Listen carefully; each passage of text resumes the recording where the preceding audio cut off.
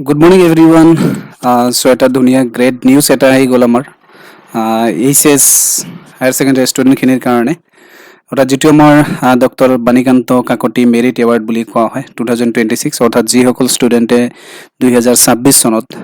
HS exam পাছ কৰিছে চ' তেওঁলোকৰ কাৰণে যিটো আমাৰ এইচএছ পাছ কৰিলে যিটো আমাৰ এটা এৱাৰ্ড প্ৰদান কৰা হয় যাক কোৱা হয় doctor Banikanta Kakati merit award আৰু সেইটো অনলাইন এপ্লাই কৰাৰ ডেটটো আহি গ'ল বা টাইমটো আহি গ'ল এতিয়া আমি এপ্লাই কৰিব পাৰিম ইয়াৰ কাৰণে so' first of all congratulation to the students যোনে যোনে 80% অৰ লাইক মোৰ দেন 80% ষ্টুডেণ্টে লাভ কৰিছে চ' তেওঁলোকৰ কাৰণে হয়. So it is hereby informed that students who have passed higher secondary examination 2026 conducted by যিটো আমাৰ ASSEB অৰ্থাৎ Assam State School Education Board so তেওঁলোকৰ কাৰণে হয় and eligible like for availing the Dr. Banikanta Kakoti Merit Award will have to apply through an online portal within the prescribed timeline as per the guideline like circulated that one. So আমাৰ online apply কৰা date হৈছে যেটো আৰম্ভ হ'ব হেতু 29 অৰ্থাৎ আজিৰ পৰা আৰম্ভ হ'ব 29/7/2026 দুটা বজাৰ পৰা এপ্লাই কৰিব পাৰিব আজি অৰ্থাৎ এতিয়া now time is 2:15 so যেতিয়া মই ভিডিওটো বনাইছিলো so definitely এতিয়া এপ্লাই কৰিব পাৰিব আৰু যেটো closing of online application portal so হেতু হ'ব আমাৰ 21 আগষ্ট 2026 till 6 pm অৰ্থাৎ 21 আগস্ট লৈকে চলিব ইয়াৰ 21/8/2026 লৈকে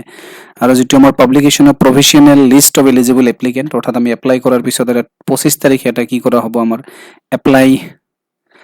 এটা মেৰিট লিষ্ট এটা প্ৰফেশনাল লিষ্ট এটা দিয়া হ'ব submission of claims on objectives কিবা যদি ৰিজেক্ট কৰে বা কিবা থাকে সো এখান দিয়া আছে publication of final merit list দিয়া হ'ব 10 তাৰিখ